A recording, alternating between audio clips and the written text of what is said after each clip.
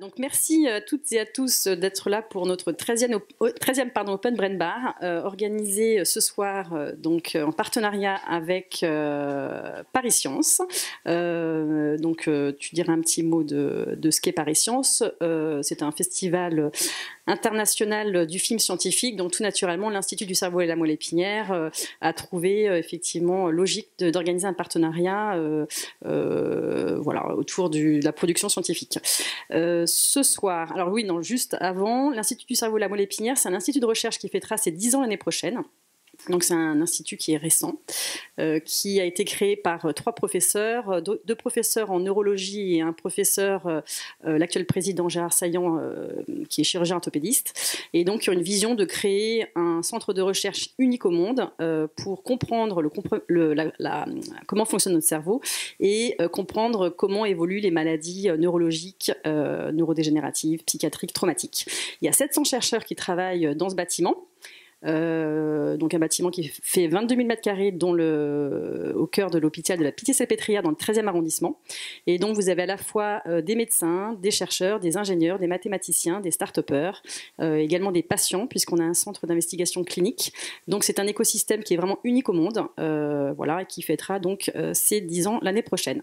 Je reviens donc sur la thématique de ce soir. On a souhaité nous parler des nouvelles technologies en neurogénétique. Alors c'est un sujet assez vaste.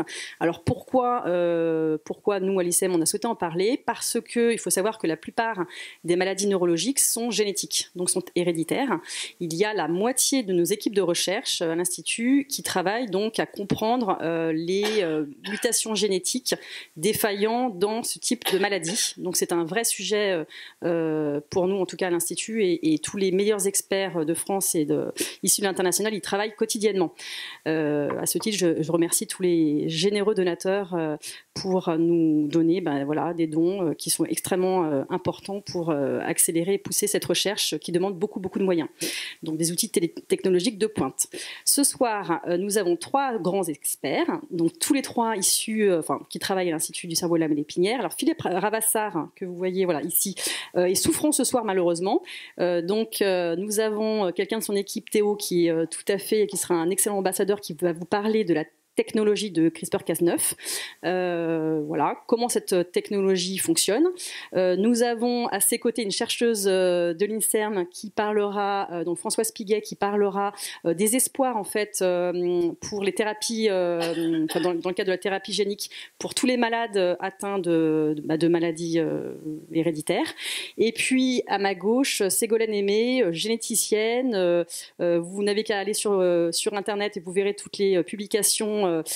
C'est une généticienne qui est à la tête du comité d'éthique à l'Institut du cerveau et de la moelle épinière. Donc c'est une dame qui va encadrer et qui va notamment parler ce soir de toutes les déviances et les dangers de cette technologie. Voilà, pour parler un petit peu de Paris Science, je te passe le micro et puis bonne soirée à toutes et à tous. Merci, moi je vais être très bref. Je ne sais pas si vous connaissez ou pas Paris Science. Paris Science, c'est le festival international du documentaire scientifique qui a lieu pour la 15e année en ce moment même au Muséum d'Histoire Naturelle et à l'Institut de Physique du Globe de Paris. Ce festival est porté par une association qui s'appelle l'association Science et Télévision, qui regroupe une centaine de producteurs de documentaires de science. Le propos de ce festival, donc, c'est de diffuser gratuitement pour le jeune public et le grand public presque une centaine de films choisis parmi le meilleur de la production audiovisuelle internationale de science. Toutes les thématiques de science quasiment sont représentées. Et la grande particularité aussi, c'est que chaque projection est suivie d'un débat, comme maintenant, avec des scientifiques et les équipes des films. Donc c'est une belle manifestation, je pense, et qui remporte un certain succès, puisque nous accueillons cette année à peu près 10 000 spectateurs. Ce festival est porté par beaucoup de partenaires, et notamment par de nombreux instituts de recherche, comme l'ICM. Voilà.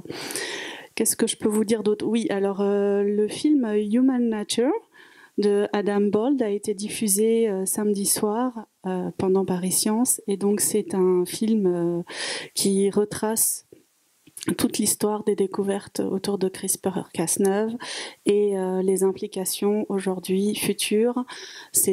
Voilà, c'est un film assez riche, assez dense, que je vous invite à voir.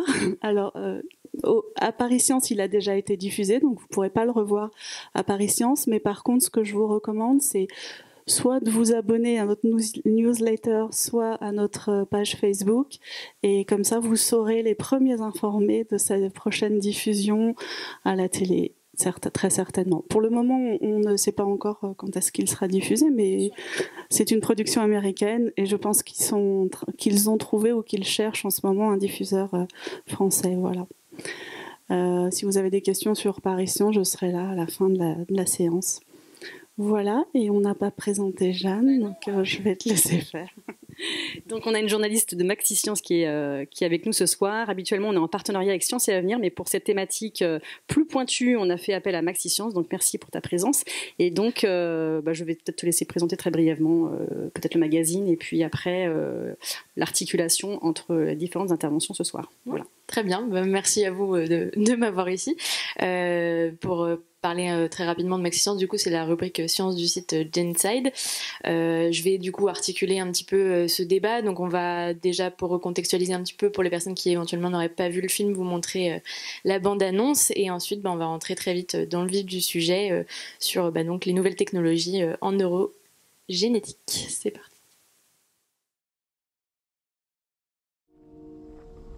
Mother Nature gave us something that's richer than our imagination. We saw a very peculiar pattern. Never seen anything like this before. I remember him saying, remember this word, CRISPR. You can actually use CRISPR to change DNA. David's doctor told me, just hold on, there's something coming. We've never had the ability to change the fundamental chemical nature of who we are, and now we do. And what do we do with that?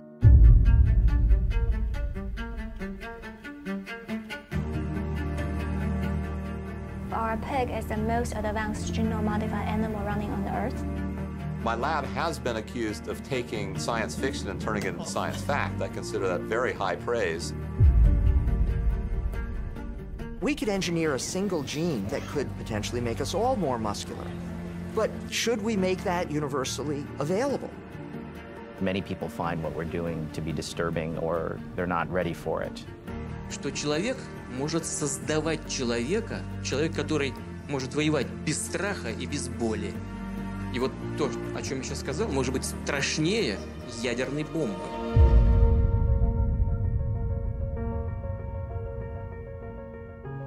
Should we really be manipulating the heredity of future generations given our lack of knowledge about so many things?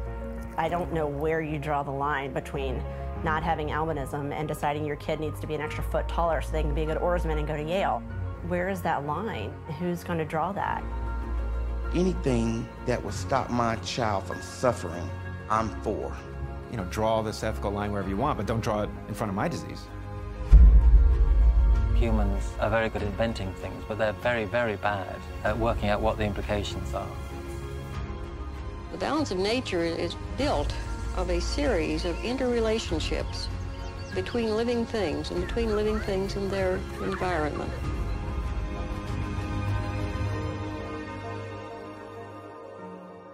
Often you don't realize that you're in the middle of a revolution until after the revolution has occurred.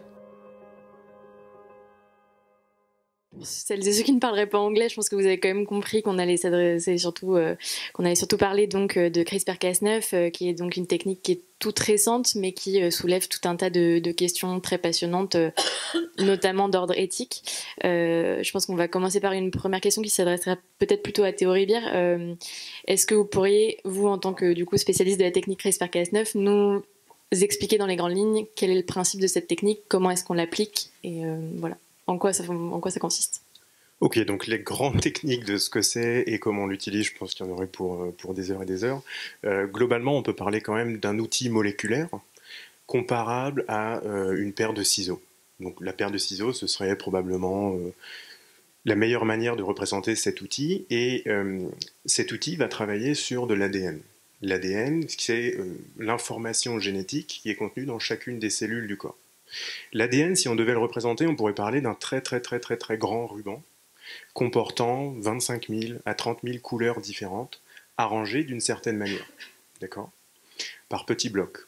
Et ce ciseau moléculaire, donc le CRISPR-Cas9, est capable de reconnaître une couleur en particulier pour aller se fixer sur ce ruban. Et ensuite, il agit comme une paire de ciseaux normale, il va couper l'ADN. Et il se trouve que dans nos cellules, nous avons des machineries de réparation, puisqu'évidemment, si on coupe de l'ADN, c'est très néfaste pour la cellule, et cet ADN va être réparé. Dans certains cas, l'ADN sera réparé correctement, c'est-à-dire que la cellule sera capable de recoller le ruban avec la bonne couleur. Dans d'autres cas, malheureusement, la cellule, qui a beaucoup à faire, pas uniquement réparer son ADN, va réparer ce ruban, mais elle va insérer la mauvaise couleur. Et donc, sur ces 25 000 blocs de couleurs tout au long du ruban, eh bien, on aura une couleur ou plusieurs couleurs qui porteront des petites variations. Et ces variations, c'est ce que l'on parle, on parle au laboratoire de mutation. D'accord ? Et ce qu'il faut savoir, c'est qu'une mutation peut ensuite engendrer différentes altérations cellulaires qui seront visibles ou non, et là on parle d'un phénotype. Donc une petite mutation qui consiste à changer une toute petite portion du bloc de couleur de ce ruban peut conduire, par exemple dans mon cas au laboratoire, à une épilepsie sévère. Donc CRISPR-Cas9 est capable de couper l'ADN et d'induire des mutations. Et ça, c'est pour nous un outil fantastique pour créer des modèles de pathologie. Et en créant des modèles de pathologie, nous sommes ensuite capables de comprendre les bases physiopathologiques et ensuite de développer tout un arsenal d'outils thérapeutiques pour essayer de proposer des solutions aux patients. Ça, je pense que Françoise pourra en parler bien mieux que moi. Et cet outil génétique, qui consiste à couper l'ADN, peut faire l'inverse. C'est-à-dire que si, parmi les 25 000 blocs de couleurs tout au long de ce ruban, on connaît un bloc de couleur qui comporte juste une mauvaise portion, on peut faire en sorte que ce ciseau aille reconnaître cette mauvaise portion pour la changer et remettre la bonne couleur. Et là, on pense tout de suite à une thérapie. Et c'est ce que l'on appellera la thérapie génique. Encore une fois, Françoise reviendra tout de suite sur le concept de thérapie génique. Donc en quelque sorte, CRISPR-Cas9, c'est un outil très facile à utiliser au laboratoire, pourvu qu'on ait les bases scientifiques nécessaires pour l'utiliser, évidemment. C'est aussi quelque chose qui est très peu cher. Donc évidemment, la science, on est motivé par notre curiosité, par apporter du confort aux patients dans le cadre de la science de la santé, mais on a aussi des contraintes économiques. Et donc une des révolutions de ce nouveau système, c'est le fait qu'il soit vraiment peu cher, facile à utiliser et rapide. Mais qui dit nouvelle technologie, dit aussi beaucoup de contraintes et de dangers.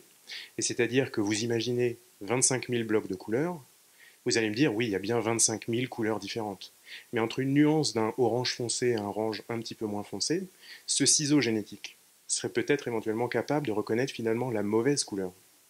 Et s'il reconnaît la mauvaise couleur, il va aller corriger la mauvaise séquence et ensuite induire une seconde mutation qui, au lieu de guérir, va faire complètement l'inverse. Et ça, c'est le danger de cette nouvelle technologie.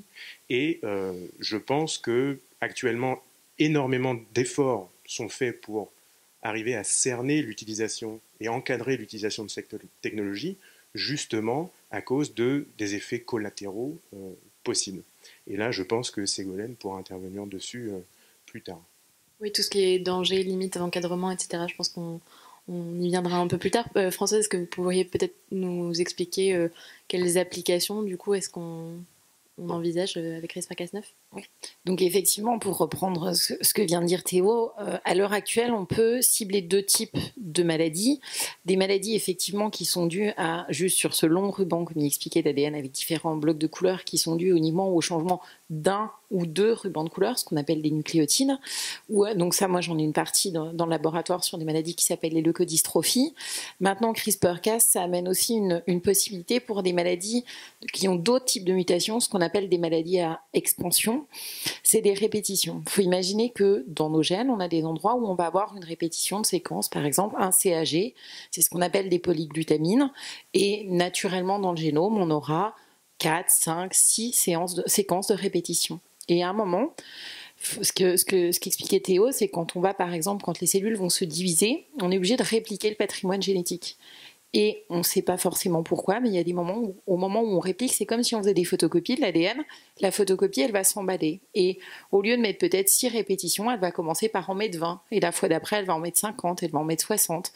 Et c'est ce qui va arriver dans la maladie de Huntington. Je pense que la plupart d'entre vous connaissent cette pathologie. Au lieu d'avoir 6 répétitions de CAG, on va se retrouver avec 300, 400 répétitions. Dans d'autres maladies, comme l'ataxie de Friedreich, on aura la même chose. Et ce que peut amener CRISPR dans ce cas-là, c'est la possibilité de venir, puisque le seul problème de ce gène, c'est ces répétitions à un endroit donné du gène, c'est que le ciseau moléculaire va pouvoir venir couper une partie des répétitions pour corriger on va dire ce nombre anormal et ramener un nombre normal de répétition. C'est quelque chose qui est fait à l'heure actuelle, c'est à l'état de preuve de concept simplement, mais c'est fait par une équipe suisse, l'équipe de Nicole Desglon, qui a montré la preuve de concept chez la souris, qui travaille justement, puisque l'étape d'après en termes de thérapie, c'est d'amener spécifiquement cette technologie CRISPR-Cas au niveau des cellules d'intérêt. Et donc ça, on va le faire notamment par thérapie génique. Moi, c'est une approche que j'ai pas avec des CRISPR-Cas, mais pour amener un gène. Et donc dans ce cas-là, je ne sais pas si vous êtes tous familiers avec la thérapie génique, on utilise un vecteur viral, ça peut être un lentivirus, donc dérivé du vecteur du sida, ou sinon des vecteurs adéno associés qu'on va venir complètement modifier, c'est-à-dire qu'on va enlever toutes les séquences virales à l'intérieur, on va juste garder 2 petites séquences qui s'appellent des ITR, et à l'intérieur on va venir mettre, dans le cas d'ici par exemple, ce sera le CRISPR-Cas pour amener dans les cellules ce ciseau moléculaire pour qu'il puisse faire ensuite son action et aller cibler la séquence qui nous intéresse. Donc ça, c'est juste la chose où je vais rebondir. Théo disait ça coûte pas très cher au laboratoire. Si on le passe à l'état de thérapie génique où il va falloir produire en grande quantité les vecteurs, les administrer chez le patient, faire tout ça en ce qu'on appelle bonne production de laboratoire, c'est quelque chose qui commence de coûter assez cher. Il faut savoir qu'à l'heure actuelle, les thérapies géniques qui sont sur le marché sont entre 1,5 et 2 millions d'euros ou de dollars par patient. Et juste pour pousser un petit peu, à l'heure actuelle, la seule thérapie génique CRISPR qui est vraiment en essai clinique et où on commence d'avoir des premiers résultats, pour ceux qui ont vu le film, ils en parlaient un petit peu, c'est sur le VIH, où peut-être que certains d'entre vous le savent, mais il y a des patients qui sont naturellement résistants au virus du sida, qui portent une délétion au niveau d'un récepteur qui s'appelle CCR5, qui sont delta CCR5. Et ce qui va se passer, c'est qu'avec CRISPR-Cas, on va aller reproduire finalement cette délétion qui était apparue chez les individus normaux qui sont naturellement résistants pour rendre en fait les cellules immunitaires résistantes au virus du sida. Et ça a été la première fois ça a été présenté il y a 3 ou 4 ans, c'était assez bluffant puisque sur des souris qui étaient porteuses du VIH, qui étaient quasiment en stade terminal, en 4 jours après le traitement, on avait une reconstitution du répertoire de lymphocytes T. Et donc à l'heure actuelle, c'est en clinique où les premiers résultats qu'on a pu voir, c'est quelque chose d'assez encourageant. Donc ça devrait être développé à plus grande échelle. Bon, on est un peu loin de la neurogénétique, mais c'est la première application qui se fait. Il y a, en termes de preuve de concept, il y a des choses donc, qui sont faites sur la maladie de Huntington, qui sont faites sur l'ataxie de Friedreich, sur les SCA aussi. Et après, c'est vrai que pour rebondir sur ce que disait Théo, il y a vraiment une utilisation massive en termes de générer des modèles animaux ou des modèles cellulaires. Une chose qui est en train de se développer, mais où ils en sont juste à l'étape in vitro, j'étais la semaine dernière au congrès européen de thérapie génique et cellulaire, c'est finalement coupler ces technologies CRISPR-Cas aux IPS. C'est-à-dire que pour des pathologies rétiniennes, on prélevait des cellules de peau de patients qu'on appelle des fibroblastes, qu'on est capable de modifier pour ramener à un état de cellules souches embryonnaires à l'aide d'un CRISPR-Cas, on allait corriger l'anomalie génétique et on était ensuite capable de les différencier en épithélium rétinien qui arrive à pousser. Et du coup, au lieu de faire des greffes de rétine provenant de personnes autres qui peuvent avoir un rejet de greffe, en fait, on modifiait les cellules de patients, on générait un espèce d'épithélium artificiel de rétine qu'on était capable de greffer après avoir corrigé par CRISPR-Cas.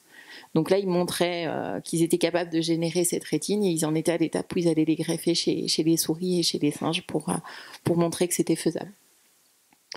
Merci.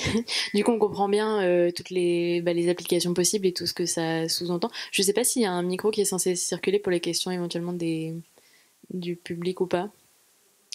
Normalement, oui. Je pense que si des fois on fait... Je me demandais s'il y avait un micro qui circulait pour les questions éventuelles du public. Ok. En attendant, ce qui est... Oh bon, on peut se le partager. Ça marche.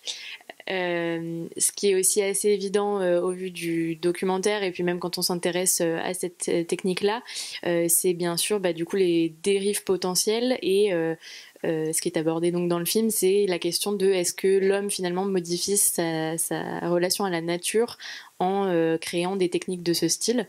Ségolène Aimé, est-ce que vous avez un avis à nous faire part sur cette question ? À votre avis? Il y a énormément de façons de répondre à votre question. Moi, je voudrais dire que ce début de discussion par des avancées potentielles pour soigner des maladies qui sont des maladies très très graves, épouvantables et pour lesquelles on cherche désespérément depuis des dizaines d'années à trouver un traitement. Bon, c'est une façon de dire que on a fait un progrès dans la compréhension et dans la manipulation du vivant qui a un potentiel de bénéfice qui est énorme. Donc tout ce que je vais dire, je ne nie pas cet aspect-là qui est absolument énorme. Je dis simplement qu'on est comme à chaque fois qu'il y a des nouveautés technologiques, on passe toujours par une phase d'enthousiasme où tout d'un coup on imagine tous les usages possibles dans un élan de joie et de possibilités qui sont offertes. Puis, on passe par une phase de désillusion parce qu'on s'aperçoit que c'est beaucoup, beaucoup plus compliqué que ce qu'on croyait. Voilà. Et qu'il y a plein d'inconvénients. Alors, il y en a certains qui ont déjà été évoqués, puisque la technologie qu'on nous disait hyper précise n'est pas si précise que ça. Il y a même pas mal de chercheurs qui disent que CRISPR-Cas9, c'est déjà une technologie du passé et qu'il y a d'autres moyens de modifier le génome par d'autres façons qui arrivent. Enfin, moi, des Japonais sont venus me voir la semaine dernière pour me faire une démonstration de ce qu'ils avaient en magasin en me disant CRISPR-Cas9, oublié. Donc, c'est normal, c'est la science qui avance et on s'aperçoit en utilisant ces technologies qu'elles elles ont leurs propres limites et qu'elles vont poser des problèmes. Et on va tout de suite tomber dans... on va être obligé de réfléchir en termes de bénéfices et risques, qui est dans la vie, c'est toujours comme ça. À chaque fois que quelque chose peut être utilisé, il a forcément un côté plus sombre, et donc on va être obligé de balancer ça. Alors quels sont les côtés sombres potentiels, à part le fait que ça ne soit pas très précis, que donc on rate sa cible et qu'on modifie d'autres choses, mais si c'est chez un patient qui a une maladie épouvantable, ce patient acceptera ce risque probablement si on lui demande son avis, et on le lui demandera toujours, parce que en réalité le bénéfice attendu est énorme. Quand on entend dans la théorisation de l'expansion des usages à des tas de choses qui sont en dehors de la médecine, qui est améliorer l'homme, avoir son bébé parfait, ça, qui sont des idioties totales, hein. Je vous le dis tout de suite, et je vais vous expliquer pourquoi. On voit bien que là, la balance bénéfice-risque va être très très différente, puisque le bénéfice attendu, il est infime par rapport au danger potentiel de faire quelque chose d'irréversible qui n'irait pas du tout dans le sens attendu. Mais c'est aussi que la science sait que c'est impossible. Alors pourquoi c'est impossible ? Parce que ça, je vous fais une affirmation très forte, hein, qui va contre tout ce qui s'écrit dans les magazines, etc. c'est que en réalité, mes collègues qui ont fait de la vulgarisation excellente en début vous ont dit c'est un ruban, mais c'est pas du tout un ruban. Le ruban, il est entremêlé en pelotes, hein, et les gènes qui sont les uns à côté des autres dans cette pelote, ils se parlent, ils échangent, il y a des informations qui circulent, et donc quand vous changez à un endroit, ça a des conséquences bien au-delà du simple petit bout de ruban, mais avec tout l'environnement. Et ensuite, la façon dont ces gènes s'expriment dépend complètement de l'environnement dans lequel est la cellule, l'organisme, la personne, et que donc une même mutation qui fait un variant peut avoir un effet délétère ou bénéfique selon l'environnement.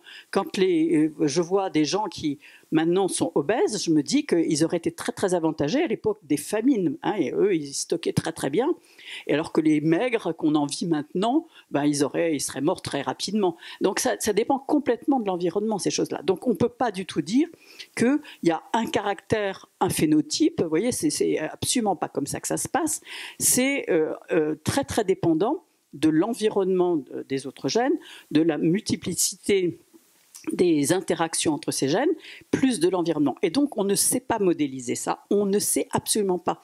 Et actuellement, où on fait du séquençage à tout va, vous savez, la plupart des variants qu'on trouve, on ne sait pas les interpréter, mais absolument pas.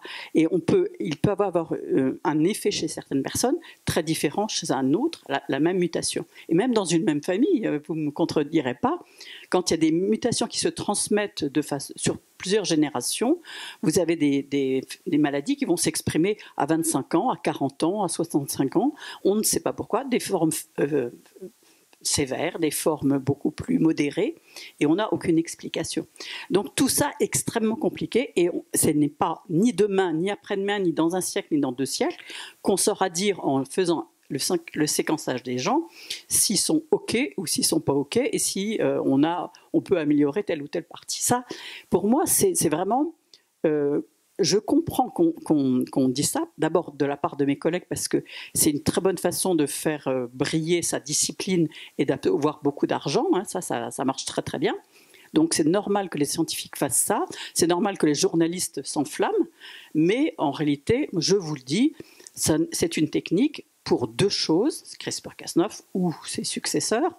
C'est d'une part soigner les maladies épouvantables d'origine génétique, parce que là, il y a un besoin et c'est un vrai espoir, c'est légitime. La deuxième chose, c'est en recherche, parce qu'il y a 2 compartiments complètement différents dans les applications. Les applications, quand on va dans le soin, dans le service aux personnes en bonne santé ou pas en bonne santé, on est dans l'application. Il y a un autre secteur qui est la recherche, où on est dans la recherche d'instruments pour comprendre le fonctionnement, là en l'occurrence du vivant, pour ensuite en faire quelque chose dans les services. Mais on est dans une étape très différente. Et il y a une éthique de la recherche et il y a une éthique du soin et de l'usage en général, en population générale. Dans l'éthique de la recherche, il n'y a rien qui nous arrête à mettre à disposition cet outil pour comprendre comment fonctionnent les êtres vivants et comment se produisent les maladies, etc. Donc, il faut vraiment distinguer les deux, parce qu'on ne va pas jeter le bébé avec l'eau du bain en disant CRISPR-Cas9 a des tas de potentiel pour faire des catastrophes en général. Non. C'est dans le cadre du soin, il a son utilité, et dans le cadre de la recherche, c'est un merveilleux outil d'investigation. Donc, il faut simplement bien distinguer les deux et ne pas se laisser entraîner trop vite. Voilà. Alors, je n'ai pas répondu à comment on régule tout ça. Non, mais on va y venir. Juste pour vous dire, si vous avez des questions, n'hésitez pas à faire signe pour qu'on vous passe un micro. Voilà. Du coup, effectivement, comme vous dites, en recherche, on a le droit de tout essayer, mais ça nécessite quand même de mettre en place un cadre et une régulation. Qu'est-ce qu'on peut imaginer Il n'y a pas à imaginer des choses tellement extraordinaires. Il y a juste à appliquer les méthodes qu'on met en application pour réguler le bon exercice de la science depuis quand même assez longtemps. Enfin, pas si longtemps que ça, hein, parce que c'est vrai que la prise de conscience des implications éthiques de la recherche, elle est pas très ancienne. Moi, je suis vieille, comme vous voyez.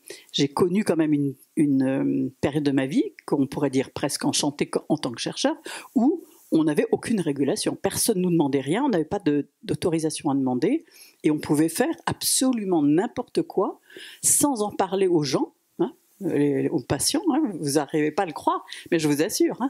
Nous, comme on était des gens bien, évidemment on faisait que des choses bien, mais quand même, c'était pas bien. C'était pas bien parce que les familles n'avaient pas leur mot à dire, voilà, et ils faisaient confiance aux professionnels, et ils avaient souvent tort. Voilà. Donc, c'est bien qu'il y ait une régulation. Ben oui, bien sûr, mais c'est très bien. Donc, il y a eu quand même un très gros effort de moralisation de la recherche qui est venu, après la guerre, évidemment, on a vu toute l'expérimentation qui s'était faite pendant la période nazie, mais toute la recherche clinique sur les sujets a énormément progressé, et on a quand même des agences et des obligations réglementaires légales, il y a des lois, etc., qui régulent l'usage des technologies et qui obligent à demander des autorisations pour mener les travaux. Tous les travaux qui sont menés doivent passer par des comités qui jugent si le danger potentiel est pas supérieur aux bénéfices potentiels de la recherche. Et c'est donc jugé non pas par l'équipe de recherche, parce que les chercheurs sont enthousiastes, ils veulent toujours aller plus loin. Donc il faut que des gens plus sages, extérieurs, regardent, mais eux vont agir comme sages pour aller regarder les recherches des autres. Enfin, je veux dire, on s'évalue les uns les autres, et ça, c'est très sain. Donc, il n'y a pas de possibilité de faire de la recherche sauvage, même dans un pays comme, vous savez, la Chine, qui a quand même fait parler d'elle avec CRISPR-Cas9, puisqu'il y a quand même un cinglé là, de Shenzhen qui a manipulé ces deux petites filles là, sans en parler à personne. Mais même la Chine, qui n'est pas un modèle de régulation, disons, dans le domaine en général, mais dans le domaine de la recherche, a réagi immédiatement pour bannir ce chercheur de la communauté scientifique et dire que ça ne se reproduira pas en Chine, et que maintenant il y aura des autorisations à demander, etc. Donc il y a vraiment une conscience forte des limites de ce qu'on peut admettre en recherche, et j'ai eu la bonne surprise de voir que même l'OMS, qui est un organisme assez lent à mobiliser, a créé cette année un registre de tous les essais cliniques utilisant CRISPR-Cas9, parce qu'il y en a il y en a 180 dans la base de données quand même, d'essais cliniques qui utilisent cette technique, qui sont tous des essais de thérapie génique, mais qui s'impose à tous les États, et la recommandation est qu'il n'y a aucun pays qui peut mener des recherches sans que les recherches aient été déclarées, et donc il doit pas se passer des choses sauvages. Donc ça, c'est la régulation. Alors après, on dit, est-ce qu'il faut des choses spéciales pour CRISPR-Cas9 par rapport à d'autres choses? Je pense que la technologie est nouvelle, et donc ses applications potentielles sont nouvelles. Donc, mais les principes qu'on utilise pour réfléchir à est-ce qu'il faut autoriser, pas autoriser, sont toujours les mêmes. On doit faire le bien, on ne doit pas faire le mal, on doit traiter tout le monde de façon égalitaire, et on doit respecter l'autonomie des gens, c'est-à-dire jamais faire de recherche sans le consentement des gens. Voilà. Donc avec ces principes-là, quand on applique ça, on voit qu'on s'en tire à peu près, et donc je ne pense pas que qui que ce soit pense qu'actuellement il y a un dérapage en recherche de l'usage de cette technologie. Elle est régulée comme le reste. Je ne sais pas si vous êtes d'accord, mes collègues? Si, complètement. De toute façon, enfin nous en tout cas sur le côté thérapeutique, parce que je suis une équipe où on dépose pas mal de demandes d'autorisation clinique en thérapie génique, et à l'heure actuelle, la première chose qu'on montre, avant même de démontrer qu'on a un bénéfice, on doit surtout démontrer qu'on n'est pas toxique et qu'on n'aura pas un effet délétère. Ensuite, on peut commencer de regarder est-ce que effectivement c'est bénéfique, ça va apporter un gain sur la qualité de vie du malade. Mais comme c'est le cas pour quasiment tout essai de médicaments. Enfin, si vous êtes vous avez déjà entendu parler, je pense, des phases d'essai chez l'homme de médicaments. La première, qui s'appelle une phase 1, pour tout ce qui est, je veux dire, même l'aspirine est passée par là, c'est démontrer sur des volontaires sains qu'il n'y a pas d'effet délétère. Donc, on aura la même chose pour du CRISPR-Cas. on n'ira pas chez des volontaires sains. Mais est-ce qu'on s'est pas quand même lancé là avec ce cas qui est certes un cas unique, mais le cas dont on parlait en Chine, est-ce qu'on s'est pas quand même déjà lancé dans quelque chose sans avoir défini des limites, un cadre, je sais pas, légal ou même juste moral? Non, je pense pas. Après, les limites, elles étaient là. C'est juste qu'il y a des gens qui... il y a le cas, donc le chercheur chinois qui a manipulé les 2 bébés, mais il y a aussi ce qui avait fait parler il y a quelques temps, c'était le chercheur américain, pourtant, je sais plus s'il était au MIT ou dans un grand centre d'institut, qui voulait avoir des biceps ultra développés et s'était injecté des CRISPR-Cas à plein d'endroits de manière à développer des petits muscles. Bon, après, j'ai envie de dire que les règles, elles sont là. Celui qui va faire ça à l'âge sauvage dans son laboratoire ou dans son garage sans en parler et sans rien déclarer... Ça a toujours existé. C'est ça. Et oui, il y a des tas de chercheurs ou de gens qui se sont injectés des produits qui pensaient être révolutionnaires, qui feraient vivre jusqu'à 200 ans et tout ça. Voilà, bon, c'est leur problème. Mais c'est pas très grave. Non, c'est ça. Après, le cadre de développement, il est clair depuis le début, comme disait Ségolène. Mais si je me faisais, moi, l'avocat du diable, je dirais, voilà, CRISPR-Cas9, c'est vraiment très facile à utiliser. Je pense qu'on n'a pas nécessairement besoin d'avoir fait des études scientifiques pour pouvoir commander sur Internet tout ce qu'il faut pour faire du CRISPR-Cas. Si on se l'injecte soi-même, soit on prend un risque pour soi-même. Maintenant, si on l'utilise, si on le détourne pour l'utiliser sur les autres personnes, c'est là qu'on a un risque un peu plus élevé. Et peut-être qu'on a besoin de beaucoup plus d'encadrement pour l'achat de tous les réactifs nécessaires au CRISPR-Cas. On aura toujours évidemment les marchés noirs, etc. Mais à l'heure actuelle, moi, si je veux, demain je vais au laboratoire, je m'achète tout ce qu'il faut pour faire un CRISPR, ça va me coûter à peu près 140 €. 140 € pour faire un CRISPR et inactiver un gène qui est fondamental pour la survie humaine. Non, mais tu parles quoi là, de la fabrication d'armes, par exemple, militaires ou quoi? Je comprends pas. Par exemple, je sais pas, je me souviens des Russes qui injectaient des toxines à ceux qu'ils voulaient voir disparaître. Bon, la toxine, on peut la détecter. CRISPR-Cas, il pourrait peut-être passer inaperçu, puisqu'il est éliminé ensuite au fur et à mesure par les cellules. Donc c'est peut-être de ce point de vue-là qu'on a aussi besoin de régulation très très forte, et qu'avec chaque nouvelle révolution technologique, bon, la régulation suit, mais peut-être un petit peu moins vite que l'usage dont on pourrait faire du CRISPR-Cas, quoi. Et je pense, peut-être juste pour rajouter ce que tu disais tout à l'heure, ça s'est développé et tout. Au tout début des CRISPR-Cas, effectivement, et même en thérapie, c'est parti avec l'idée on va pouvoir utiliser ça pour guérir, pour couper. Enfin, en vecteur, on a 2 types de vecteurs, c'est-à-dire que quand on amène de l'ADN, il va pouvoir soit rester intégré dans la cellule, soit juste, on va dire, passer de manière épisodique.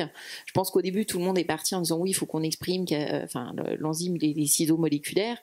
Depuis, ça a bien évolué et on s'est rendu compte, comme tu disais tout à l'heure, le problème c'est que si on amène ces ciseaux moléculaires, certes ils vont couper à l'endroit qu'on veut corriger, le risque de laisser ad vitam aeternam les ciseaux moléculaires dans la cellule vont être que si on ne sait pas pourquoi à un moment ils se dérèglent et ils vont couper ailleurs, ça peut faire des dégâts.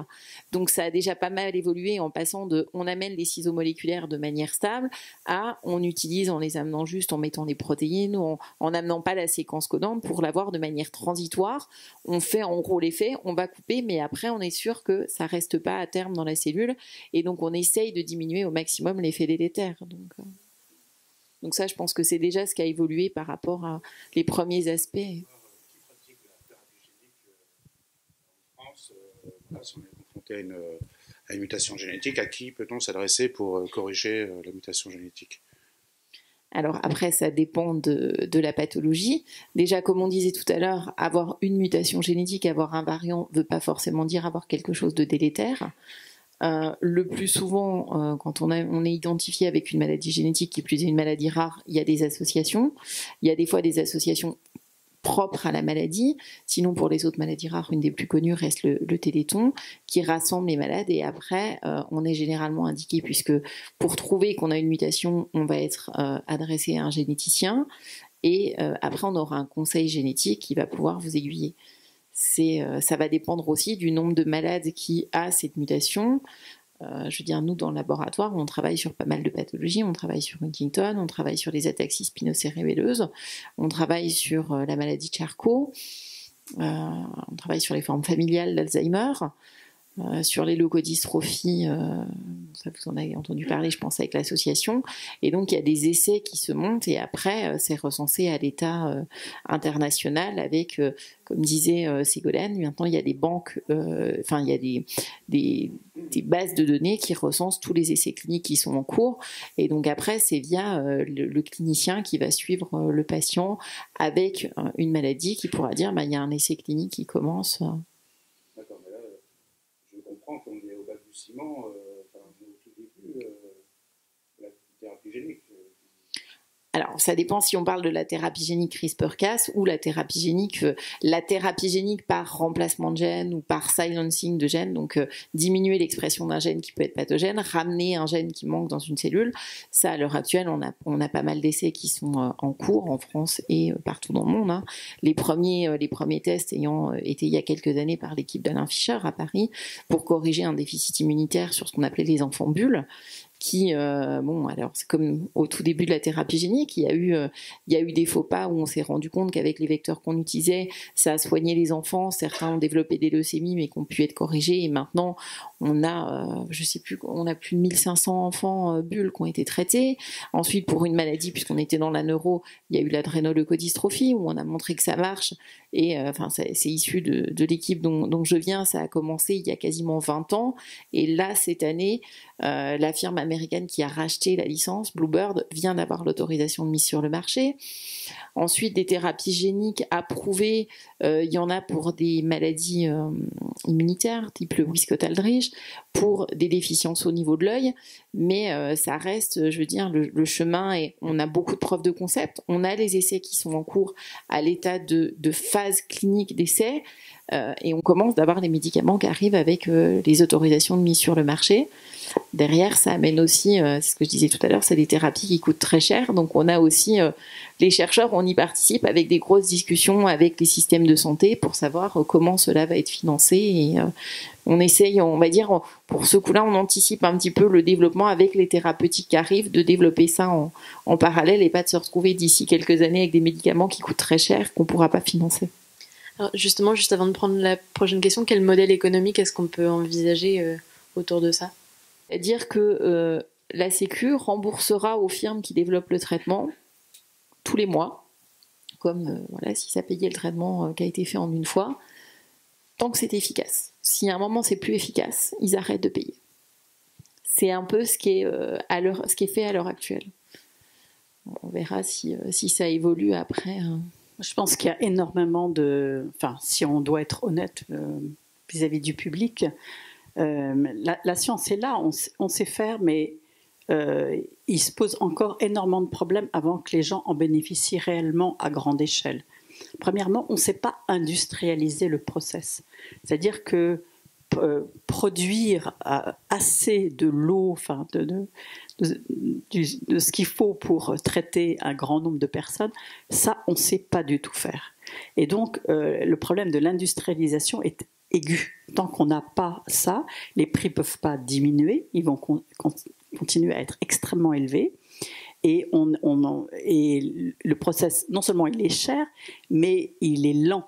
Et donc, on est incapable de fournir pour des milliers, des dizaines de milliers ou des centaines de milliers de gens pour les maladies où on sait faire. Hein. Donc, premièrement, ça, c'est un très, très gros obstacle. Et le deuxième, c'est que ce n'est pas aussi simple que tu le dis. Il y a actuellement très, très, très peu de payeurs, parce qu'on parle de la Sécu en France, mais dans le monde, les modèles de financement sont divers. Et il y a très très peu de pays qui arrivent à comprendre comment ils pourraient accepter de rembourser sur des bases, parce qu'on parle, les prochaines thérapies géniques là, qui arrivent sur le marché sont à 5 millions d'euros. C'est comment on peut accepter et faire pour payer ça. Et le modèle du paiement mensuel, moi j'étais à un débat assez récemment au Sénat, là, ça ne semble pas du tout acceptable. Donc je ne pense pas qu'on ait demain matin la possibilité de traiter tous les malades qui pourraient en bénéficier. Donc on est Et je veux dire, c'est pas nouveau sous le soleil. Quand on regarde les progrès scientifiques sont beaucoup plus rapides que leur application et ensuite leur arrivée à la disposition de tous ceux qui en auraient besoin. Cette lenteur de diffusion, elle vient du fait que ça bouscule des systèmes qui sont en place, des modèles économiques, ça bouscule des modèles sociaux, d'organisation des hôpitaux, etc., etc. Et que donc, malheureusement, il ne faut pas se leurrer, c'est pas demain matin que tous les enfants voilà. Non, ça effectivement, c'est les modèles qui sont en cours de réflexion, en cours de développement. Après, voilà, les process. Ça a été, si on regarde sur ces 10 dernières années, la thérapie génique, ça a été, ça a complètement changé les choses. Maintenant, c'est sûr qu'il va falloir améliorer. On est capable de faire beaucoup mieux. Hein. Je veux dire, il y a 10 ans, on produisait à l'état en particules, on part en log, on produisait à 19. Maintenant, on produit à 10, 15, 10, 16 sans problème. Donc, Pour revenir très brièvement sur l'autre question, qui allait voir quand on a une mutation pour bénéficier d'une thérapie génique? Les mutations, il faut savoir que, on va dire que on peut voir deux grandes familles. La mutation germinale. Une mutation germinale, c'est une mutation qui a été transmise par l'un des parents et qui donc va toucher toutes les cellules de notre corps. On a aussi la mutation somatique, par opposition à germinale, et somatique, elle ne touche que quelques cellules dans notre corps, généralement concentrées sur un organe. Disons qu'en fonction du moment d'apparition de la mutation au cours du développement, elle touchera plus ou moins un grand nombre d'organes dans le corps humain. Lorsqu'on en a une mutation germinale, parfois elle le conduira à une maladie qui n'affecte qu'un seul organe. Parfois elle conduit à une maladie qui va affecter de nombreux organes. Et une des limitations de la thérapie génique, et je pense que tu seras d'accord avec ça, c'est arriver à délivrer soit le CRISPR-Cas, soit d'autres outils moléculaires, à suffisamment de cellules dans suffisamment d'organes pour arriver à réverser ou du moins atténuer les effets délétères de la mutation dans tous ces organes. Ça, c'est dans le cas des mutations germinales. Maintenant, dans le cas de la mutation somatique, se pose encore un autre problème, et c'est le diagnostic. C'est-à-dire être capable de dire que, voilà, dans ces petites cellules, dans ce petit groupe de cellules de votre foie, ou en l'occurrence du cerveau, puisqu'on parle de ça ce soir, c'est d'être capable de dire que c'est vraiment ce nombre de cellules qui portent la mutation et qui devraient être corrigées. Et là, se pose la question inverse en thérapie génique, c'est comment délivrer l'outil moléculaire spécifiquement à ces cellules et non pas toutes les cellules. Donc à la fois on veut arriver à délivrer, ça c'est sûrement un terme bien anglais, je ne sais pas comment on dit vraiment en français, mais à délivrer donc ces outils moléculaires soit à un très petit nombre de cellules, et donc là on a du mal, on va en toucher aussi autour, ou soit le délivrer à toutes les cellules. Et là, encore une fois, on va avoir du mal à le délivrer à toutes, et pas seulement à, disons, un grand nombre, mais pas toutes. Donc ça, c'est une des limitations de la thérapie génique aussi. Une question par là? Oui, alors du coup, vous avez déjà apporté pas mal d'éléments de réponse. Mais pour revenir sur la thérapie génique, jusque-là, ça fait déjà un petit moment qu'on a entendu parler. Et c'est vrai que il y a quand même un aspect assez limitant dans cette thérapie, puisqu'on parle seulement de maladies monogéniques pour le moment, avec, comme vous l'avez dit, énormément de limitations techniques ou même budgétaires. Et au final, la question était, avec ce genre de technologie, est-ce qu'on n'irait pas dans une sorte de ruée vers l'or qui, au final, n'arriverait pas à remplir toutes les espérances qu'on a avec ce genre de thérapie? Effectivement, je confirme, pour l'instant, on est plus vers les maladies monogéniques. Et clairement, enfin, on va dire la configuration la plus simple, c'est quand on a un groupe de cellules données, effectivement, même si c'est déjà le cerveau, on va arriver au problème de cibler efficacement toutes les cellules du cerveau pour amener un gène déficient. Dans des pathologies qui vont être plus comme la maladie de Huntington, on sait qu'on a une expression d'une protéine qui va devenir toxique, donc il faut aller éteindre l'expression de cette protéine. Mais dans ce cas-là, on se confronte aussi à autre chose, c'est qu'on a une des copies qui est pathologique, mais l'autre copie qui est normale. Et il va falloir aller réduire l'expression de la copie pathologique sans pour autant aller éteindre la copie normale, puisque là, on va peut-être guérir de Huntington, mais on pourra donner une autre pathologie. Je pense que c'est des choses aussi qui ont beaucoup évolué, puisque même maintenant, à l'heure actuelle, on est parti de ces maladies monogéniques mais on va maintenant vers des pathologies qui sont nettement plus étendues. Je vais prendre l'exemple, nous, dans le laboratoire, on a commencé il y a quelques années à travailler sur les leucodystrophies. Ensuite, on est passé, et même maintenant, on est en train de faire des applications sur Alzheimer, sur la maladie de Charcot. C'est quand même les pathologies neurodégénératives les plus fréquentes. Ensuite, on est aussi en train de s'éloigner un petit peu, même si c'est plus dur à faire développer et faire accepter par... je veux dire, nous, on le développe en laboratoire, mais derrière, il va falloir le faire valider par les biotech qui vont vouloir s'associer et le développer plus loin. C'est qu'on est en train de toucher, par exemple, plus à remplacer juste un gène, mais pouvoir aller toucher ce qu'on appelle des voies de signalisation ou des voies cellulaires qui sont atteintes et dont éventuellement une approche pourrait être bénéfique pour plusieurs pathologies. Et donc, elle a expliqué que ça, c'est ce qu'on appelle de la thérapie génique indirecte. Par exemple, on va aller toucher, pour les maladies neuro, ça peut être aller apporter un facteur de croissance neuronale parce qu'on va savoir qu'il est bénéfique. Et là, on est d'autant plus, on va dire, attentif à ne pas avoir de toxicité ou d'effet délétère, puisque, je veux dire, quand il nous manque un gène, on ramène le gène, il faut juste vérifier qu'on est dans une expression à peu près physiologique. Mais après, voilà, on corrige juste une déficience. Quand on commence d'aller jouer avec des gènes qui sont impliqués dans des pathways de signalisation, des voies de signalisation, ça va commencer d'être un peu plus compliqué. Après, c'est des choses qui avancent énormément. Moi, je vais prendre un exemple en disant, je pense pas que ce soit une ruée vers l'or. C'est que ça va prendre encore quelques années. C'est des choses qui vont aboutir. Mais il faut aussi faire évoluer les points de vue. Moi, je sais qu'il y a quelques années, quand pendant ma thèse, j'ai proposé de développer une approche de thérapie génique en injectant en intracérébral un vecteur modifié chez les enfants. On m'a dit, ce que vous proposez pour une thèse, c'est très bien. Mais est-ce que vous pensez sérieusement qu'un jour, on vous laissera injecter des virus dans le cerveau d'enfants ? Et finalement, 5 ans après, on était chez les patients et c'est maintenant développé sur plusieurs pathologies. Ça, on le faisait en intracérébral, on nous disait, oui, mais alors la première chose qu'il faut vérifier, c'est surtout que vous n'allez pas toucher ce qu'on appelle les gamètes, donc les cellules transmissibles, pour si on arrive à corriger, ne pas le transmettre à la descendance. Et je veux dire que, donc ça, la première chose, c'était éviter des injections intraveineuses. À l'heure actuelle, un des essais, si vous suivez un petit peu, ça a été fait sur l'amyotrophie spinale. On injecte des enfants par voie intraveineuse, c'est quelque chose qui, je pense, il y a 5-6 ans, n'était même pas envisageable. Donc, il y a quand même des avancées énormes. Maintenant, il faut prendre son temps. Et pour les pathologies les plus fréquentes, ça va mettre un petit peu plus de temps. Pour les cancers aussi, il se développe plein de choses avec je pense que tout le monde a entendu le terme de CAR-T. C'est utilisé par ingénierie génétique, des modifications d'anticorps. Il y a des résultats impressionnants. C'est aussi en essayant qu'on se rend compte qu'il y a des choses qui peuvent encore être améliorées. Donc c'est un secteur en plein développement et où on a encore beaucoup à apprendre.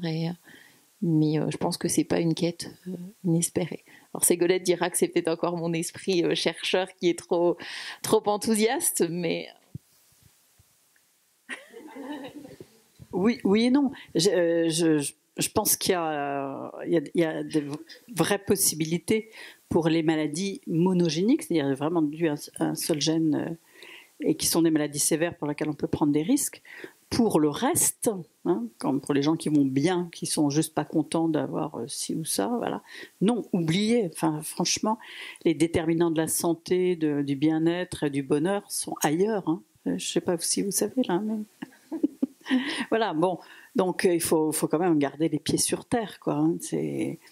Mais voilà, moi je suis beaucoup moins sûr que ça va déboucher rapidement pour des raisons de contraintes économiques énormes, parce que nos sociétés ne savent plus payer les coûts de santé augmentent d'à peu près de 4,5% chaque année dans un pays comme la France. Bon, le budget des hôpitaux de 2%, avec un gros effort du gouvernement, donc chercher l'erreur. Voilà, donc je ne vois pas bien des thérapies extrêmement chères devenir banales dans les années qui viennent. Je ne vois pas ça. C'est pour ça que je dis qu'il faudrait des économies d'échelle énormes par l'industrialisation, etc., qu'on ne voit pas venir pour l'instant. Enfin, il n'y a pas vraiment de piste. Donc je suis d'accord que la science est triomphante. Je ne suis pas sûre que le transfert réel à la population qui en a besoin va se faire très rapidement. C'est compliqué, quoi. C'est compliqué. Et il y aura des choix sociétaux à faire.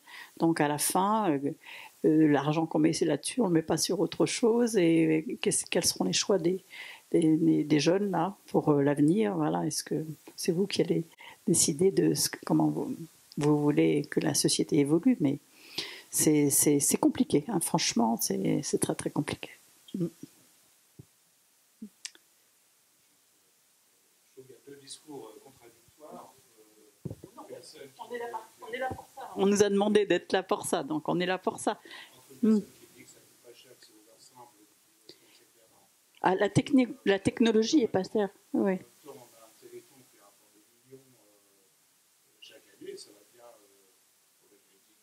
Oui. Et c'est ça qui a permis autant d'avancer. Hein. Oui, mais je vois. Ouais. Oui. Non, mais 140 €, tu peux expliquer. Moi, avec 140 €, je vais acheter une protéine et un ARN, je vais avoir le CRISPR. Ensuite, moi, comment je l'utilise au laboratoire? Je vais injecter ces molécules dans le cerveau d'embryons de souris. Donc ensuite, je rajoute le coût de la souris, je rajoute le coût de l'hébergement de la souris, de faire vieillir la souris, de faire tous mes tests. Et là, on passe de 140 € à des milliers d'euros, évidemment.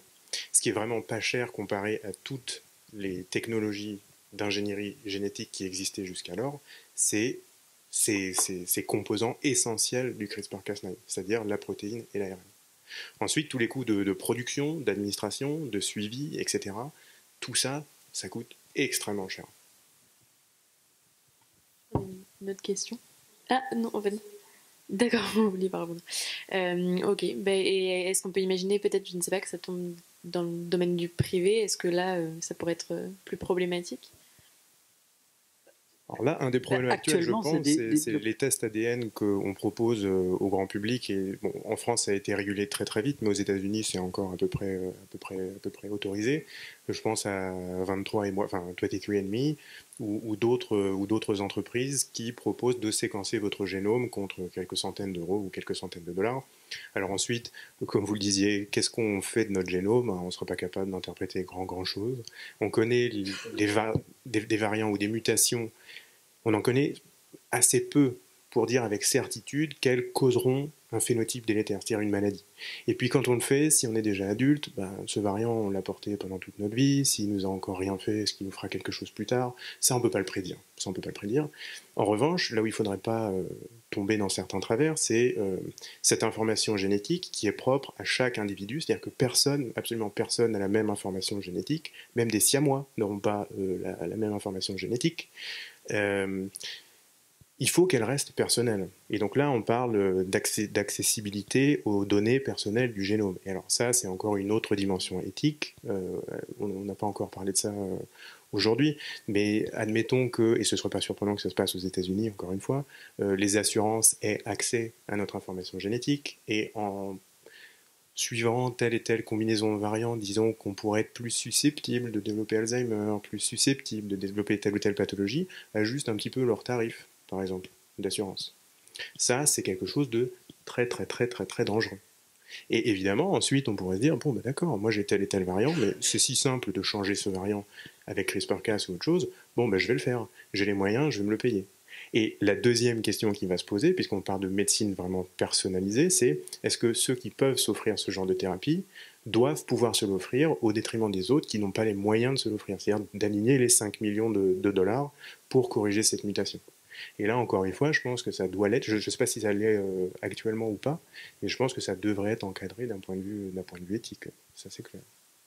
Ça ne sera jamais encadré aux États-Unis, puisque c'est le principe même de la culture américaine, c'est que voilà, si on a l'argent, on peut se le payer, quoi. Donc, c'est certain. Il y a une autre dimension qu'on n'a pas évoquée, pour encore vous doucher un peu plus, excusez-moi, c'est que non seulement on a des variants dans notre génome en naissant, on est tous différents, mais ensuite, on sait maintenant, parce que maintenant qu'on séquence beaucoup de gens, qu'après la fécondation, on a des mutations qui se produisent, qui sont des mutations qu'on n'avait pas dans le génome initial, mais en réalité, on est des êtres qui n'arrêtons pas de se modifier parce que c'est une façon qu'a trouvé l'évolution pour nous adapter au mieux à tous les environnements très très différents qu'on peut rencontrer. Donc il y a des tas d'essais, on est des petits laboratoires personnels. Et par exemple, dans votre cerveau, il y a à peu près 200 mutations que vous n'avez pas dans votre génome. Voilà, vos cellules cérébrales, elles sont un peu différentes de vos cellules germinales. Donc déjà, imaginez qu'on va modifier des cellules germinales, c'est-à-dire pour faire créer des êtres qui auraient telle et telle caractéristique, c'est déjà faire fi de ce pari que de toute façon, après il va se passer des tas de choses et que ça on ne contrôle pas du tout. Donc moi je pense que on est actuellement très incapable d'utiliser cette information de façon pragmatique, utile, en dehors du secteur que tu as très bien décrit, de la thérapie pour les maladies graves et les maladies on étudie à l'ICM. Voilà. Là, il y a une légitimité de l'approche qui est totale et un combat à mener pour que les prix diminuent et que la société puisse en bénéficier. Mais en dehors de ça, je pense que la science-fiction va agiter tout ça, et qu'il y aura des offres d'officines quel coin de la planète, parce qu'il y a toujours des gens, quand il y a de l'argent à se faire, et ça va être compliqué de persuader les gens que c'est très très dangereux d'aller dans ces voies-là, parce que ça demande une telle connaissance de la complexité du vivant pour se comprendre que c'est quand même illusoire de s'en remettre à ces approches-là, pour les gens qui vont bien, disons, qu'il y aura beaucoup de gens assez naïfs pour probablement acheter des services qui se vendront sous le manteau. Donc il va y avoir des dérapages, c'est sûr. J'avais jamais réfléchi à l'histoire des armes, ça fait vraiment peur. Ça, c'est Vladimir Poutine qui l'a dit dans la vidéo, c'est pas moi qui l'ai dit. Et donc, s'il l'a dit, c'est qu'il en fait. C'est sûr. Mais c'est une des choses qu'il a dit. Pour lui, le CRISPR-Cas, c'est une des phrases qui m'a marquée, c'est ça permettrait en gros de générer des soldats surpuissants et qui n'aient pas peur. Non, mais c'est ça, et qui ne ressentent pas la douleur. Enfin, non, mais ça va arriver, c'est sûr, dans toutes les armées. Hein. Ils vont faire ça. Moi, à chaque fois qu'il y a des possibilités militaires, c'est utilisé. On est quand même très loin de l'application à nos maladies neurodégénératives dramatiques. Après, voilà, juste si je peux finir, le fait que toutes ces approches thérapeutiques se développent, ça amène aussi une autre discussion qui est liée, c'est pour certaines pathologies, et notamment, on se rend compte quand même qu'en neurologie, on arrive à montrer qu'on est capable de corriger des maladies, mais on est aussi, le mieux, c'est quand même, on va dire, plus tôt on peut, mieux c'est. Hein. Je veux dire, si on est capable d'aller corriger les anomalies, que ce soit alors après par CRISPR-Cas ou en thérapie génique, avant qu'il y ait des dégâts irréversibles, que ce soit le cerveau, que ce soit dans la moelle, c'est quand même nettement mieux. Et notamment pour les maladies héréditaires. Après, ça va amener aussi le questionnement du diagnostic prénatal, puisqu'il y a beaucoup de maladies dont on connaît la mutation, pour lesquelles il n'y a pas de traitement. Donc à l'heure actuelle, en France et dans plusieurs pays d'Europe, on ne dépiste pas à la naissance une pathologie pour laquelle on ne peut pas proposer de traitement, ou en tout cas quelque chose, je veux dire par exemple pour la phénylcétonurie, il n'y a pas un traitement, mais si on a une alimentation adaptée, ça stoppe complètement les risques. Mais du coup, le fait de développer des thérapies où on va montrer après qu'elles marcheront et qu'on pourra avoir une autorisation de mise sur le marché, ramènera le questionnement de, pour telle pathologie, est-ce que ça vaut le coup de faire un diagnostic prénatal et du coup d'avoir administré, quand on sait que le patient est porteur va développer de manière sûre, traiter le plus tôt possible. Et je veux dire, si on s'en rend compte qu'on peut traiter déjà très tôt des enfants, ça permet de diminuer les quantités de vecteurs qu'il faut administrer, d'agir sur les coûts. Et après, une fois que tout ça se développe, c'est un peu une réaction, une cascade de réactions. Mais bon, ça, c'est plus loin. Et là, tu parles de diagnostic prénatal, mais il y a aussi le diagnostic préimplantatoire qui, lui, se fait plus dans le cadre de la fécondation in vitro et qui a entraîné les dérives qu'on a vues en Chine récemment avec un médecin qui a manipulé l'embryon avant l'implantation pour inactiver un gène. Et ça, effectivement, dans le cadre du DPI, je pense qu'on se posera d'autant plus la question de savoir, est-ce qu'on veut modifier l'embryon ou pas avant l'implantation. Bon, après, il y a aussi des... Ce qu'on ne doit absolument pas faire. Après, il y a aussi, si on prend, donc c'est une thérapie génique qui n'est pas CRISPR-Cas, mais qui a eu son autorisation de mise sur le marché, qui est le Glibera, qui est pour un facteur impliqué dans la production des cellules sanguines. Et ben, à l'heure actuelle, bien qu'il ait eu l'autorisation de mise sur le marché, il a été retiré parce qu'il n'y avait plus de patients à traiter. En fait, les patients ont été traités dans les phases précliniques, avant la mise sur le marché. Une fois qu'il y a eu l'autorisation de mise sur le marché, il y a eu un patient de fait, puisque finalement, dans les familles, il y avait du diagnostic prénatal, voire préimplantatoire, de l'aide à la fécondation in vitro, et du coup, il n'y a plus de personnes qui sont nées avec. Donc finalement, une thérapie qui avait réussi à aller jusqu'à son autorisation de mise sur le marché a été retirée parce qu'il n'y avait plus de patients. Ça, c'est plutôt une bonne nouvelle. Oui, ça, c'est une bonne nouvelle. On aimerait bien en arriver à ça pour toutes les pathologies sur lesquelles on travaille. Après, on comprend bien que pour CRISPR-Cas9, on n'en est pas là. La technique est vraiment à ses premiers balbutiements, mais c'est quand même allé très très vite. Est-ce que c'est pas nécessaire de, dès aujourd'hui, envisager toutes les dérives possibles et mettre en place un cadre? Je sais que dans le film, il parle d'un moratoire. Est-ce que c'est une bonne solution ou qu'est-ce qu'on peut envisager?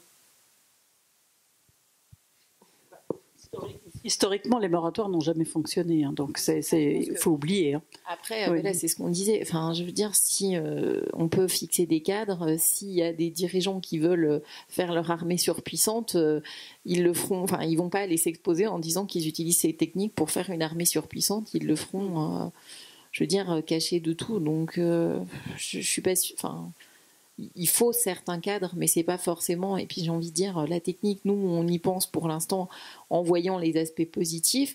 On voit aussi les aspects néfastes ou dangereux qui vont arriver. Il y aura toujours, je veux dire, si quelqu'un a l'esprit mal placé, ou tu vois, même effectivement, moi, j'avais pas pensé aux armes non plus. Tu nous en as parlé ce soir. Il y aura forcément des gens qui pourront penser à des dérives qu'on n'a même pas pu imaginer, ou alors après à les combiner, même les approches et du CRISPR-Cas, ou l'optimiser, ou... Après, c'est aussi le cas de toutes les nouvelles technologies. Dès qu'une technologie est inventée, il y a des manières de la détourner. Mais j'ai le sentiment que, justement, on anticipe les choses. Est-ce que là, sur CRISPR, on anticipe suffisamment ou pas, quoi? Je pense qu'une des plus belles choses du CRISPR, mais qui est aussi une des choses les plus dramatiques de cette technologie, c'est la simplicité avec laquelle on l'utilise. C'est extrêmement simple d'utilisation, donc on peut faire de très belles choses avec. C'est ce qu'on fait en recherche, c'est ce qu'on voudrait faire en clinique. Et aussi facilement, on peut faire des choses extrêmement néfastes. Nous, on parle de ce qu'on peut faire sur le corps humain, mais tout organisme vivant contient de l'ADN. C'est-à-dire qu'on pourrait faire ça sur des animaux, on pourrait faire ça sur des plantes. C'est le cas. Bon, il y a un gros débat sur les OGM, évidemment, mais on pourrait modifier des arbres pour avoir une résistance, ou au contraire, pour propager certains vecteurs néfastes de la même manière.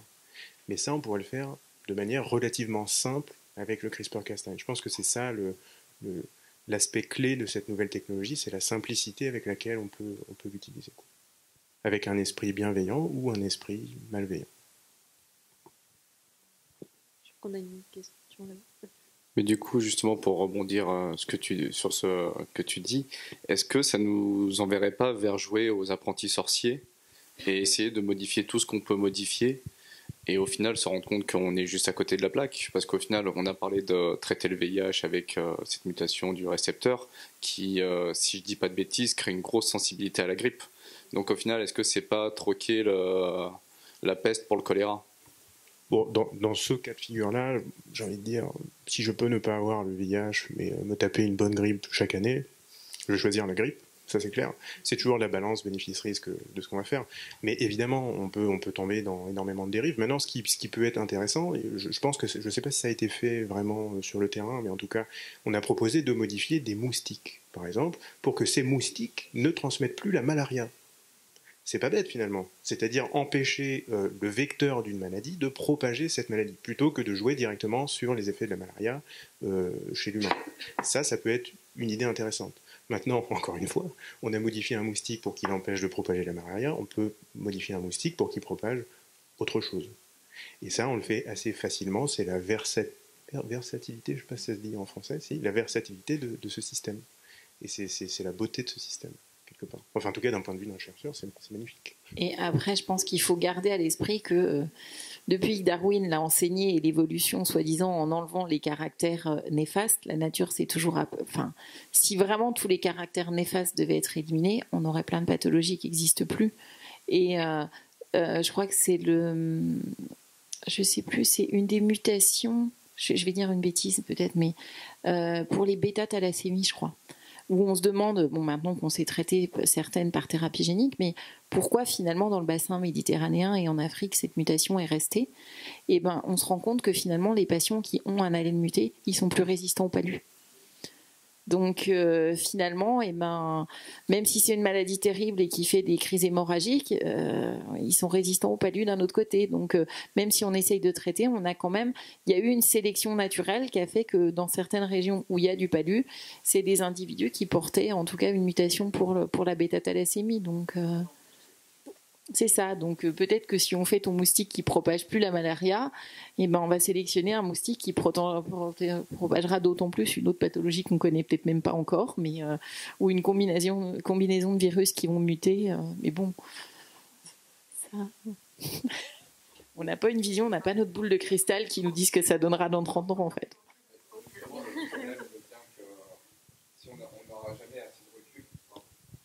On n'aura jamais assez de recul du coup pour être capable de prédire quels seront les effets après avoir muté et après avoir relâché ses moustiques ou après avoir justement joué avec ses patients qui ont la drépanocytose, si je ne dis pas de bêtises. Donc au final, est-ce qu'il ne faudrait pas faire preuve d'assez d'intelligence pour dire bah, justement, on ne maîtrise pas, on ne touche pas? Oui, nous, l'homme, on est capable de faire des choses assez rapidement et de se rendre compte que c'est très mauvais des centaines d'années plus tard. Et ce serait bien d'apprendre un peu de nos erreurs pour éviter de les reproduire. Bon. C'est pour ça qu'on est encadré par de plus en plus de lois qui sont utiles, qui nous embêtent un petit peu de plus en plus en recherche, mais qui sont très utiles. Oui, effectivement. Mais qui nous embêtent parce qu'on a l'habitude de faire les choses dans les règles et de se plier aux lois. Oui, voilà.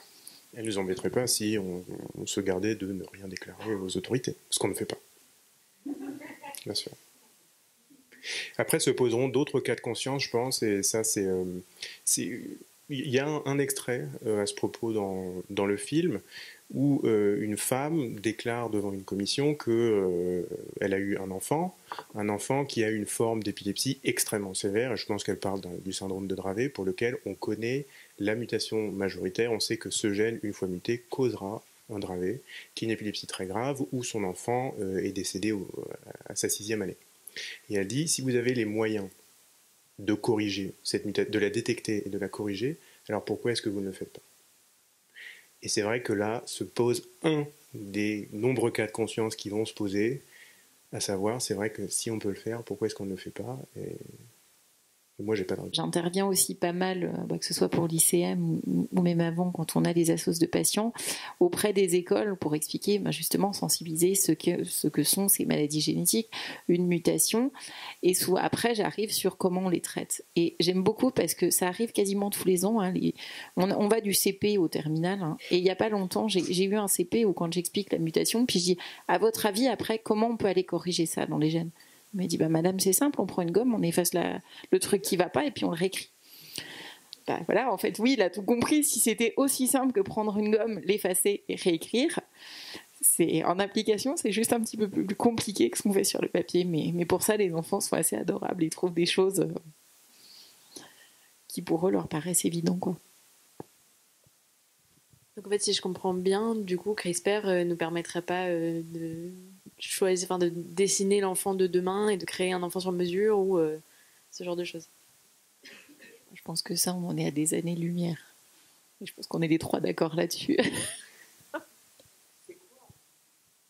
C'est ça. Après, qu'est-ce qu'est l'enfant idéal, c'est ça? Quelle combinaison de gènes serait l'enfant idéal? Trouver le gène de l'intelligence, trouver le gène... Les gens, ils veulent juste un bébé, ils veulent un bébé qui leur ressemble, même s'ils sont moches. Enfin, franchement, non mais c'est vrai, mais les gens, ils veulent ça. Mais qu'est-ce qu'on va chercher? Je comprends pas. Les gens, ils veulent des bébés en bonne santé, c'est tout. Donc oui, si on peut éviter, il y a plein d'autres pistes pour éviter que des enfants naissent avec des maladies épouvantables. Donc moi, je serais pour investir dans le diagnostic prénatal, Oui, massivement, et voilà, même le dépistage prénatal. Il y a des tas de choses à faire, parce que même un couple qui a transmis une maladie génétique, il a des possibilités d'avoir des enfants sans cette anomalie, toujours.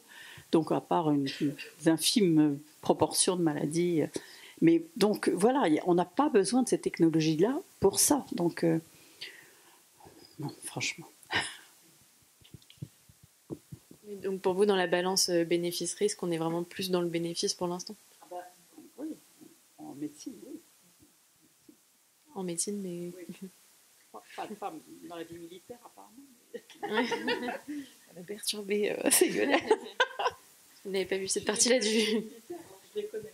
Je ne sais pas si vous avez encore des questions éventuellement à poser, pas spécifiquement. Est-ce que vous, vis-à-vis du documentaire, est-ce que vous avez trouvé que c'était un film assez fidèle à ce que vous connaissez en laboratoire? Moi, je pense que c'est un documentaire abordable pour tout le monde qui, si vous êtes curieux et que vous voulez en savoir un peu plus, mérite d'être visionné. Je pense qu'il passera à la télé. Effectivement, il a déjà reçu un certain nombre de prix. Donc, c'est un très bon documentaire avec des images qui parlent et qui amènent un certain nombre de réflexions. Et tout le monde peut se faire son propre opinion, je pense. Je pense qu'il est assez bien fait. Il montre les aspects positifs qu'il peut y avoir, les dérives, hein, comme on l'a vu avec Poutine, enfin les limites, on va dire, plus. Mais non, je pense qu'il est vraiment bien fait et j'encourage ceux qui ne l'ont pas vu à le regarder. Et si on va plus loin, ce serait quoi le CRISPR d'après, la technologie d'après? Alors là, on a parlé d'un type de CRISPR. On pourrait refaire un débat sur d'autres types de... Donc là, on a parlé du CRISPR qui coupe l'ADN, mais maintenant on a développé, en tout cas en laboratoire, différents types de CRISPR qui ne vont pas couper l'ADN, mais qui vont modifier différemment l'ADN. C'est-à-dire, bon, si je parle d'un ruban, au lieu d'aller couper le ruban, il va faire un nœud au ruban, d'accord? Ou alors il va faire une boule de ce ruban. Justement, comme disait Ségolène, le ruban, il n'est pas droit. Parfois, il fait des paquets de nœuds, et donc ce qui est dans le paquet de nœuds n'est pas exprimé. Admettons qu'on ait envie que quelque chose soit exprimé, on va amener une autre forme de CRISPR qui va dérouler ce paquet de nœuds pour que toutes les couleurs qui soient contenues soient exprimées. Donc ça, c'est déjà une version 2.0, 3.0, 4.0 du CRISPR. Ça c'est déjà en cours.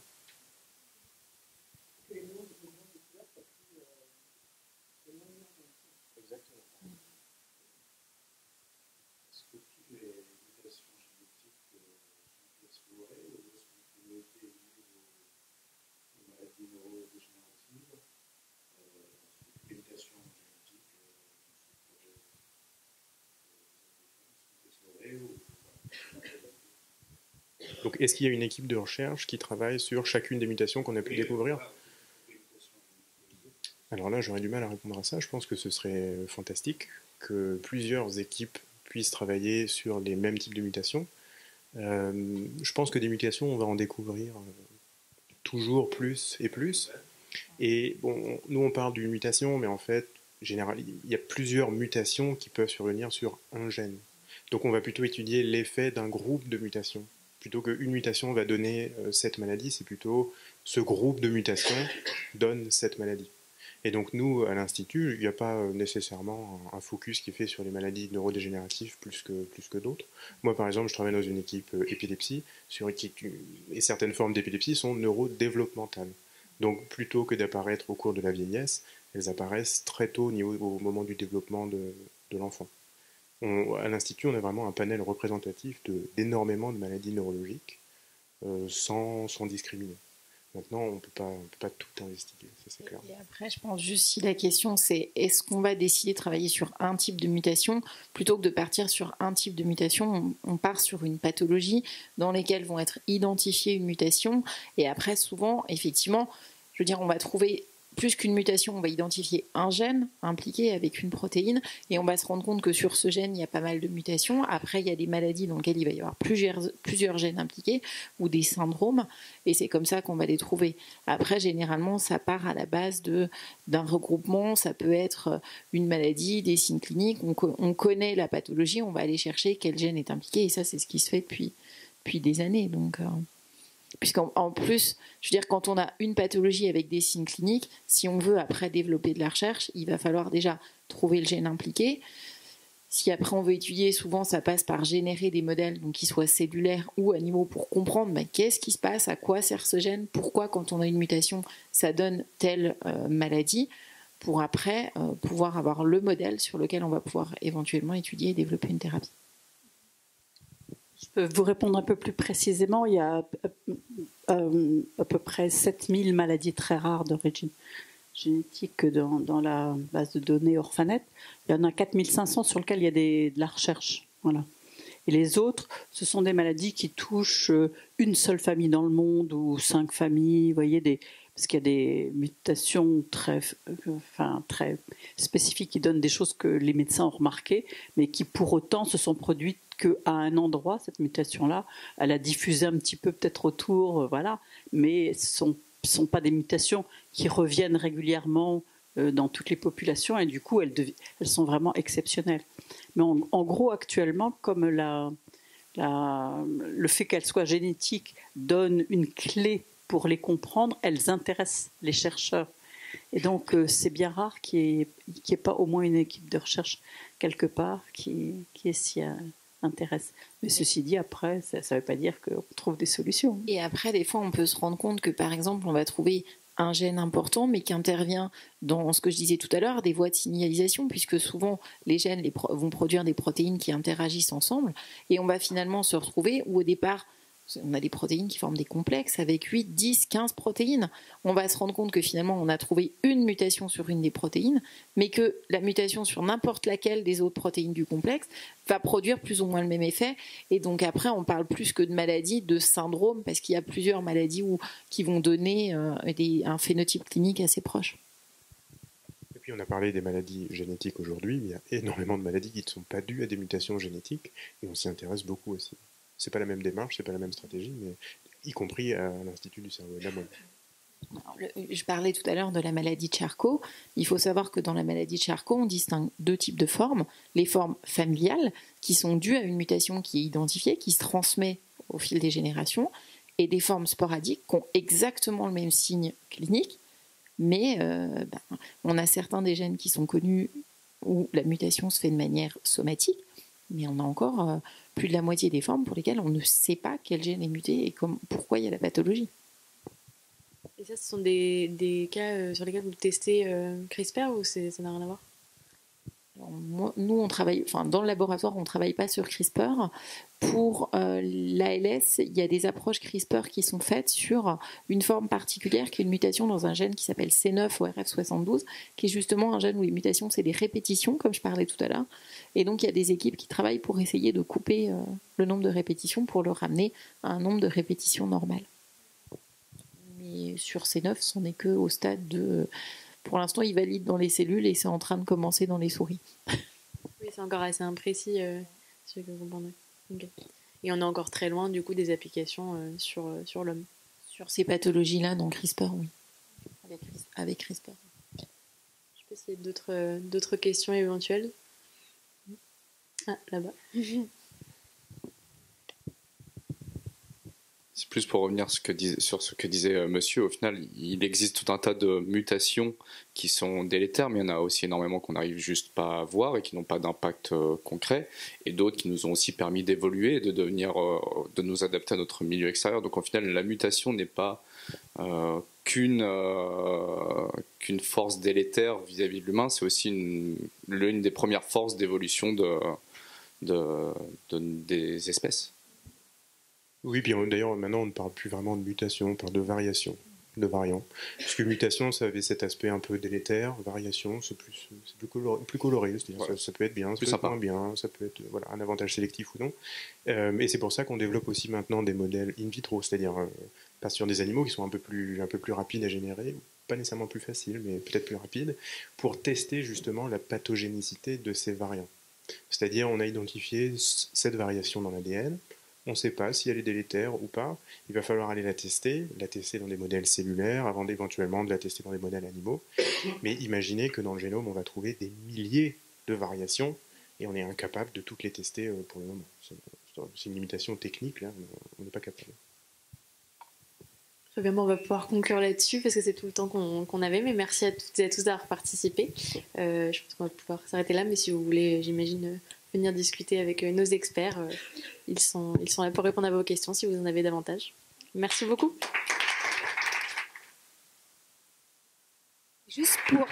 Juste pour information, le prochain Open Brain Bar aura lieu le 17 décembre et ce sera sur le neuromanagement.